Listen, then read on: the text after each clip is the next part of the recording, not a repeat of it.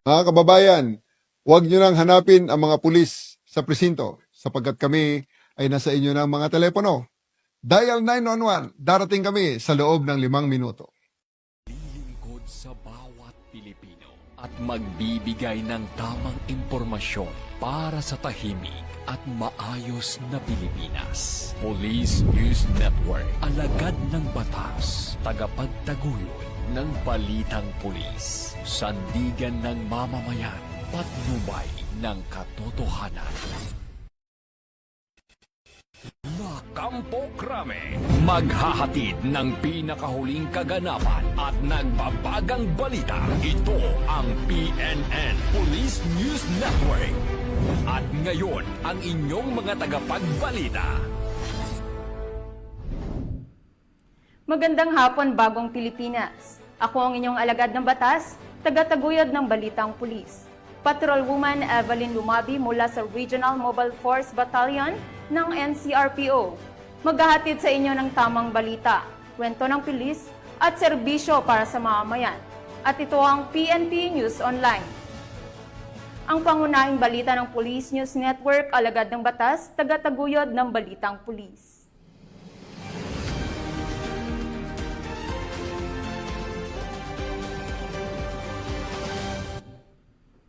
Narito ang mga balitang dapat ninyong abangan. Tinatayang 1 milyong pisong halaga ng shabu na samsam mula sa habal-habal driver sa Iloilo. 3 kataong sangkot sa ilegal na pagpapalaglag ng sanggol, arestado sa Cebu City.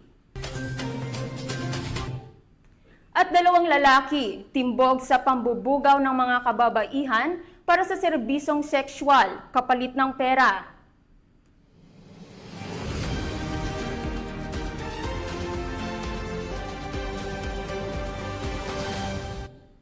Narito ang mga balitang hatid ng ating PNN correspondents mula sa iba't ibang panig ng bansa.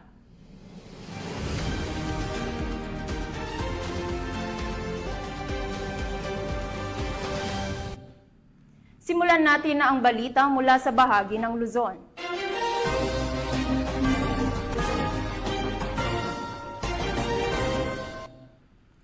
Hawak na ng mga otoridad ang nakatalang rank 1 most wanted person sa Caba, La Union matapos itong maaresto sa ikinasang manhunt operation ng Caba PNP sa Bawang La Union. Ang kabuuan ng balita mula kay Police Staff Sergeant John Del Supremo. Matagumpay na naaresto ng pinagsanib na pwersa ng Caba PNP, katuwang ang mga operatiba mula sa La Union PIU at PIT La Union ng RIU-1, ang isang rank 1 most wanted person sa bayan ng Caba, La Union, sa barangay Kinabiti, Bawang La Union noong Hunyo 21, 2025. Kinilala ni Police Major Clinton P. Amawan, hepe ng Caba Municipal Police Station, ang akusado sa alias na Danny, 70 anyos, isang makines at residente ng barangay Lasud, Caba, La Union. Dagdag pa ni Police Major Amawan, inaresto si alias Danny sa bisa ng warrant of arrest para sa kasong rape sa ilalim ng Article 266-A Paragraph 1, kaugnay ng Article 266-B ng Revised Penal Code as amended by RE 353 o ang Anti-Rape Law of 1997 kung saan walang piyansang inirekomenda. Agad siyang dinala sa Caba District Hospital para sa medical at physical examination at kalaunan ay hinihatid sa istasyon ng pulisya para sa kaukulang dokumentasyon at kustodiya bago ito i-turnover sa korte na naglabas ng warrant. Samantala, ang matagumpay na operasyon na ito ay bahagi ng patuloy na kampanya ng Caba PNP laban sa kriminalidad upang mapanatili ang kapayapaan at seguridad sa kanilang komunidad. Mula dito sa Ilocos Region, ako ang inyong PNN correspondent, Police Staff Sergeant John Del Supremo, alagad ng batas, tagataguyod ng Balitang Pulis.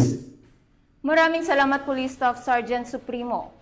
Nasa kote ng Pasay PNP ang 5 suspect sa isinagawang buy-bust operation sa Pasay City matapos magpositibo sa iligal na droga. Nakatutok dyan si Patrolwoman Mika May Bahiwag. Arestado ng mga operatiba ng Station Drug Enforcement Unit ng Pasay City Police Station ang 5 individual dakong 5:30 ng hapon sa Barangay 29 Zone 5 sa Pasay City. Kinilala ang mga naarestong suspek na sina alias Pre, alias Jackie, alias Tisoy, alias Rap at alias Rom. Nakumpiska sa mga suspek ang 6 na pakete ng hinihinalang shabu, mga drug paraphernalia at ang buy-bus money. Dinala sa Station Drug Enforcement Unit ng Pasay ang mga suspek para sa dokumentasyon habang ang mga nakumpiskang ebidensya ay isa sa ilalim sa pagsusuri ng SPD Forensic Unit. Sila ay naharap sa mga kasong paglabag sa iba't ibang seksyon ng Article 2 ng Republic Act 9165 o ang Comprehensive Dangerous Drugs Act of 2002.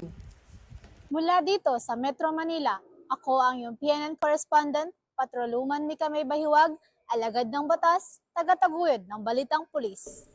Maraming salamat, Patrolwoman Bahiwa. Nasamsam ang mahigit 300,000 pisong halaga ng shabu mula sa 3 individual sa isinagawang buy-bus operation ng pulisya sa lalawigan ng Bataan. Nakipalit dyan si Patrolwoman Lixen Grace Saveran. May operasyon laban sa iligal na droga ang isinagawa ng Orani Municipal Police Station sa sitio Kawayan, Barangay Tugatog, Orani, Bataan na nagresulta sa pagkakaaresto ng 3 lalaki, kabilang ang isang high-value individual. Ayon kay Police Colonel Marites A. Salvadora, Provincial Director ng Bataan Police Provincial Office, positibong nabilhan ng isang sachet ng hinihinalang shabu ng isang PNP posture buyer ang mga sospek gamit ang isang piraso ng 1,000 bilang marked money. Sa isinagawang protective search, narecover mula sa high-value individual ang isa pang sachet ng hinihinalang shabu at ang marked money. Tinatayang nasa humigit kumulang 54 gramo ang kabuang nasamsam na hinihinalang shabu na may standard drug price na 367,200 pesos. Kasalukuyang nasa kustodiya ng Orani PNP ang mga sospek at mahaharap sa kasong paglabag sa Sections 5 at 11 ng Article 2 ng Republic Act 9165 o ang Comprehensive Dangerous Drugs Act of 2002. Dagdag pa ni Police Colonel Salvadora, ang Bataan Police Provincial Office ay patuloy na nagsusulong ng kampanya kontra iligal na droga upang mapanatili ang katahimikan at kaayusan sa lalawigan. Katuwang ang mamamayan, nananatili kaming tapat sa aming sinumpaang tungkulin para sa isang ligtas at drug-free na Bataan. Mula dito sa gitnang Luzon, ako ang inyong PNN correspondent, Patrolwoman Lixen Reyes A. Saweran, alagad ng batas, tagataguyod ng balitang pulis. Maraming salamat, Patrolwoman Saweran. Arestado ang top 7 most wanted persons sa lalawigan dahil sa kasong qualified rape sa isang isinagawang operasyon ng pulisya sa bayan ng Peñarubia, Abra. Ang report mula kay Patrolwoman Maria Ella Garcia.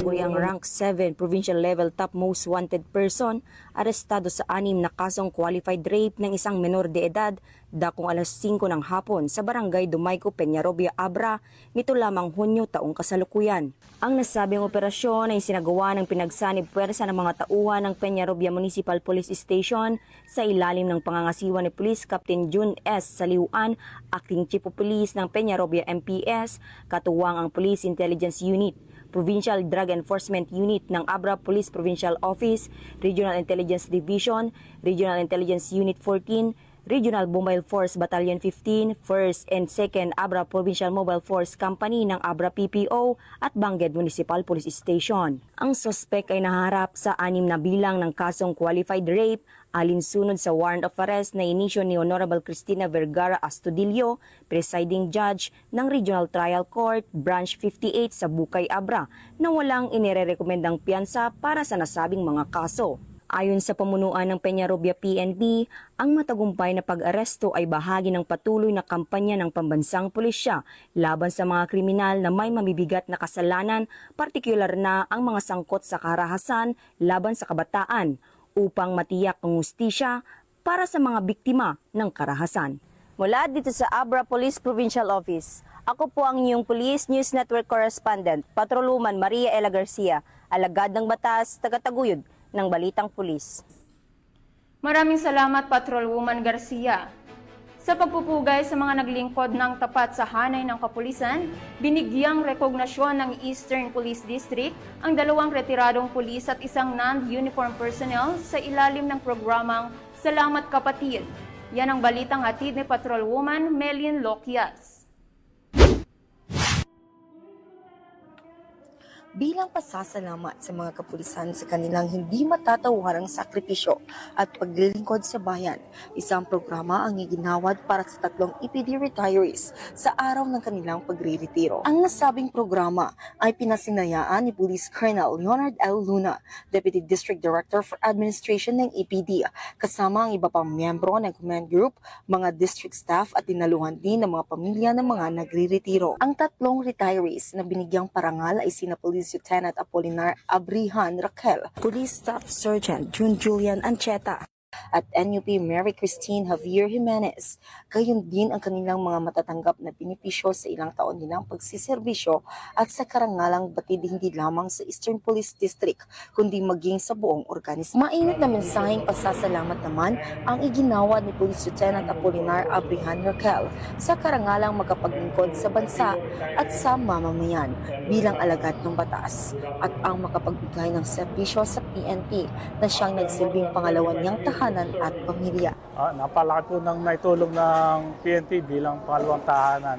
Halos kalahati ng buhay ko ay naambag ko po sa serbisyo sa PNP. Yung disiplina natin sa paglilingkod ay bigyan natin pahalaga.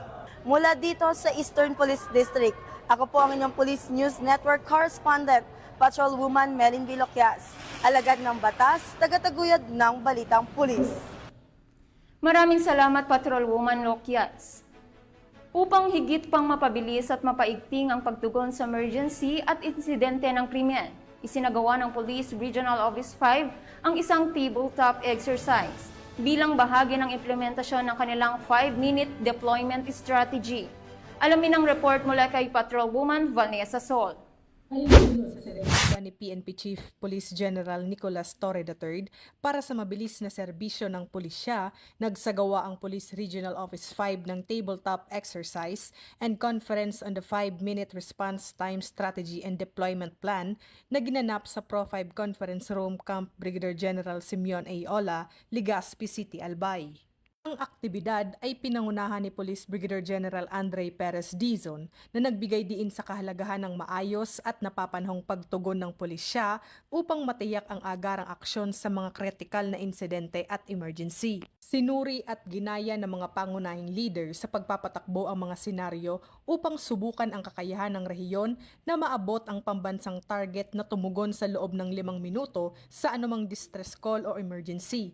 Nakatuon ang mga talakayan sa strategic deployment ng mga patrol unit, pinahusay na command coordination at ang paggamit ng geospatial mapping tool para ma-optimize ang mobility at presence. Ang inisyatiba na ito ay sumasalamin sa patuloy na pagpupursige ng Police Regional Office 5 na mapabuti ang pagiging handa sa pagpapatakbo, panindigan ng tiwala ng publiko at ihatid ang serbisyong approachable, presentable at dependable. Mula dito sa Legazpi City, Albay, ako ang inyong PNN Correspondent, Patrolwoman Vanessa Sol, alagad ng batas, tagataguyod ng Balitang Pulis. Maraming salamat, Patrolwoman Sol. Tunghayan naman natin ang mga balita mula sa Visayas.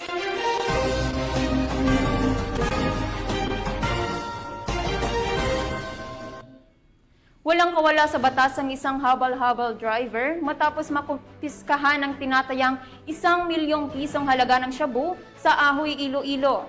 Magbabalita dyan si Patrolwoman Andrea Dominic De Palubos.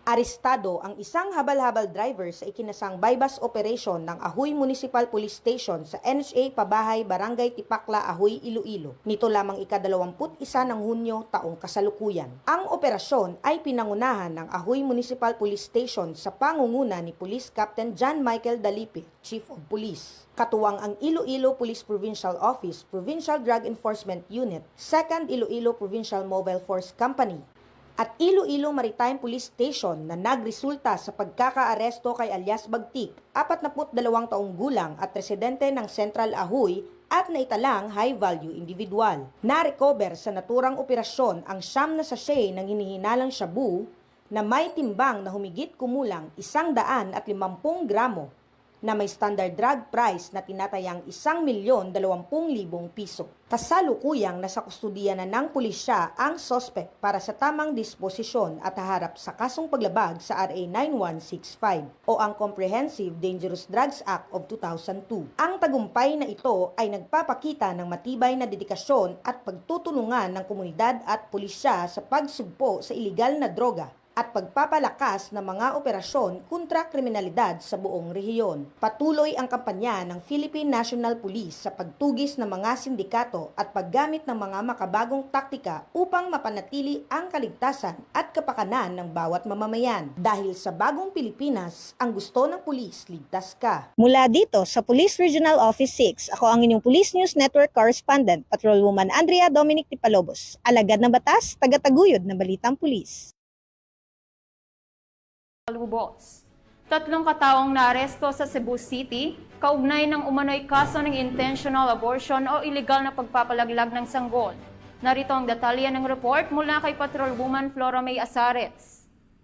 Nananag ng operatiba ng Police Regional Office 7 ang 3 individual na sangkot umano sa illegal na pagpapalaglag ng sanggol sa isang entrapment operation noong Hunyo 19 ng taong kasalukuyan. Ilang araw matapos matagpuan ang 2 bangkay ng fetus sa Liloan, Cebu noong Hunyo 13. Ayon sa Pro7, pinagsanip ang puwersa ng Regional Special Operation Unit, Regional Intelligence Division, Cebu City Mobile Force Company at Mabolo Police Station ang pagsagawa ng operation sa isang lodging house sa North Reclamation Area, Barangay Carieta, Cebu City. Bagamat hindi pa inilalabas ang pagkakakilanlan ng mga sospek habang nagpapatuloy ang investigasyon. Nakumpiska mula sa kanilang mga gamit na hinihinalang ginagamit sa abortion procedures gaya ng cytotec tables, antibiotics, surgical tools, gloves, towels, lubricants, antiseptics, flashlights at marked money na ginamit sa operasyon. Batay sa Article 256 ng Revised Penal Code, ang intentional abortion ay isang krimen na may kaukulang parusang pagkakakulong mula 6 hanggang 12 taon, depende sa paraan ng pagkakagawa ng krimen. Iniimbestigahan din kung may kinalaman ang mga pamunuan ng lodging house sa illegal na aktibidad. Maaaring makasuhan ng ito at ipasara ang establishmento kung mapatunayang nagpabaya o sadyang nagbigay lugod sa naturang gawain. Hinikayat ng mga kapulisan ang publiko na maging mapagmatsyag at agad iulat sa mga otoridad ang anumang kahina-hinalang aktibidad upang mas mapanatili ang kaayusan at kaligtasan ng bawat mamamayan. Mula dito sa Police Regional Office 7, ako ang inyong PNN Correspondent, Patrolwoman Flora May Azares. Alagad ng batas, tagataguyod ng balitang pulis. Maraming salamat, Patrolwoman Azares. Narito naman ang mga balita mula sa bahagi ng Mindanao.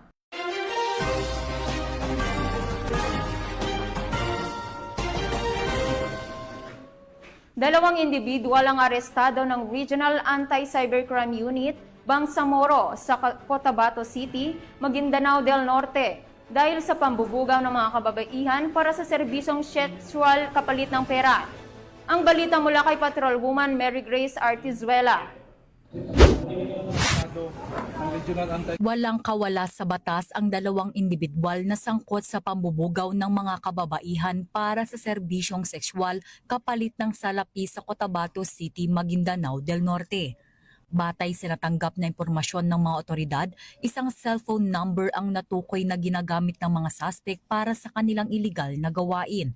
Nakipag-ugnayan ang mga operatiba sa nasabing numero at kalaunay ibinigay ng mga suspect ang kanilang Facebook account at pumayag na makipagkita upang ihatid ang dalawang babae na umano'y biktima ng human trafficking, kapalit ng halagang 2,500 piso bawat isa.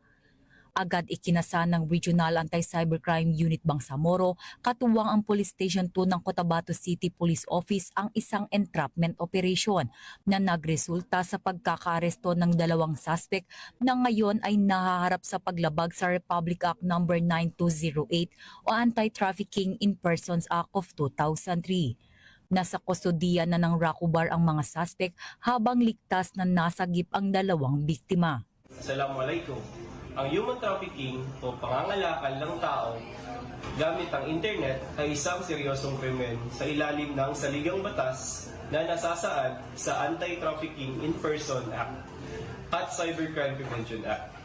Huwag basta-bastang magtitiwala sa mga online na nag-aalok ng trabaho, modeling o maahalay na gawain kapalit ng pera.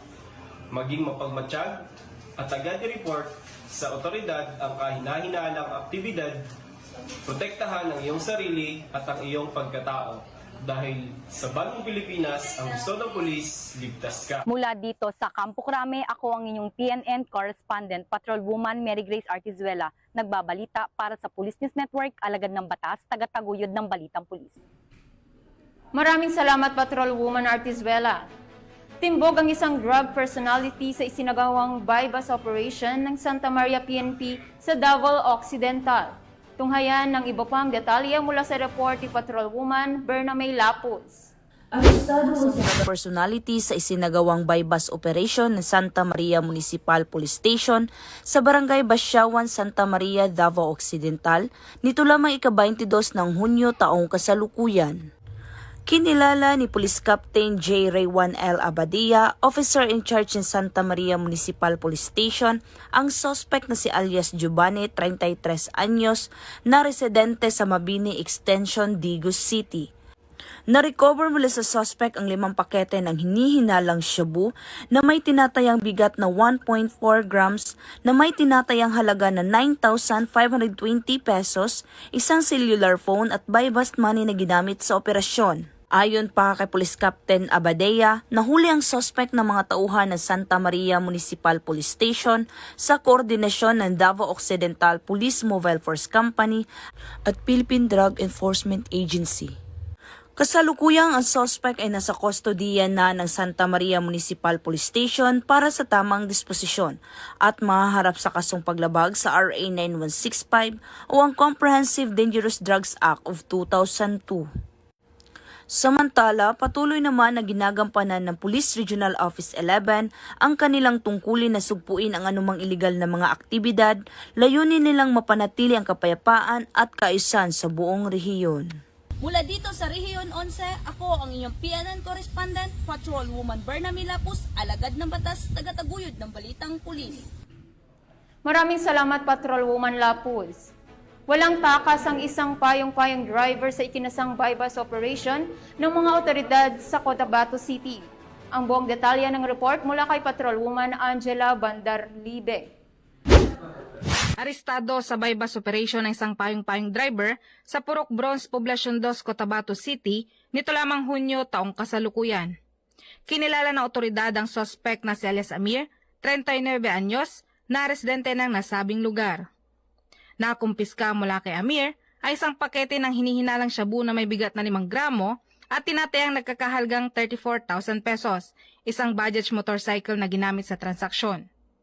Naharap ngayon si Amir sa kasong paglabag sa Republic Act No. 9165 o ang Comprehensive Dangerous Drugs Act of 2002 at kasalukuyang nasa kustodiya ng Cotabato City Police Office para sa karampatang disposisyon.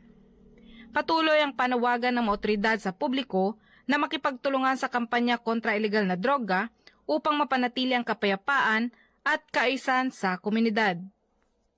Mula rito sa Riyon ng Bangsamoro, ako ang iyong PNN correspondent, Patrolwoman Angela Bandarlipe, alagad ng batas, tagataguyod ng balitang pulis.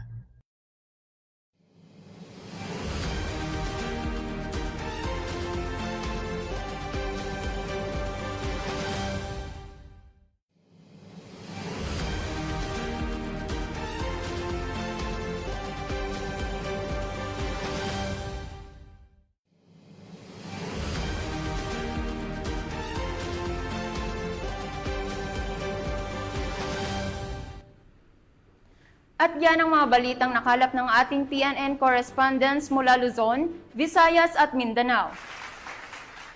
At bago pa tayo magtapos, nais ko lang pong batiin ang OIC ng TV and Radio Production Section ng PICAG na si Police Captain Nomer Macaraig, nakabilang sa mga pulis na tumanggap ng JCI Ignacio Jimenez Awards 2025 ngayong araw. Congratulations po sa inyo, sir. Sa ngalan ng pamunuan ng Philippine National Police sa pamumuno ni PNP Chief Police General Nicolas Torre III at sa pamumuno ni President Ferdinand Bongbong Marcos Jr., kami ay maglilingkod sa bawat Pilipino at magbibigay ng tama at balanseng balita dahil dito sa bagong Pilipinas ang gusto ng pulis ligtas ka. At bilang bahagi ng mas pinabilis at pinalawak na emergency response system, muli naming ipinaaalala ang panawagan ng PNP Chief na huwag nyo nang hanapin ang mga pulis sa inyong mga presinto sapagkat sila ay nasa inyong mga telepono, dial 911, darating sila sa loob ng 5 minuto. Ang 911 ay bukas 24/7, maaaring tawagan kahit walang load at handang tumugon sa anumang uri ng emergency. Ipagbigay alam sa inyong pamilya, kaibigan at komunidad. Sa panahon ng pangangailangan, 911 ang inyong katuwang. Mula rito sa tanggapan ng tagapag-ugnay ng Pambansang Pulisya, ako ang inyong alagad ng batas, taga-taguyod ng Balitang Pulis, Patrolwoman Evelyn Lumabi mula sa Regional Mobile Force Battalion ng NCRPO. Ang pangunahing balita ng Police News Network.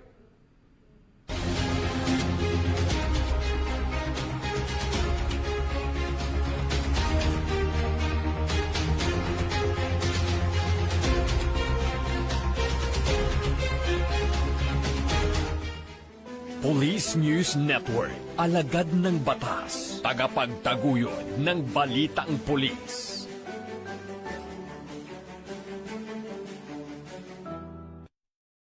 Mga kababayan, huwag nyo nang hanapin ang mga pulis sa presinto sapagkat kami ay nasa inyo ng mga telepono.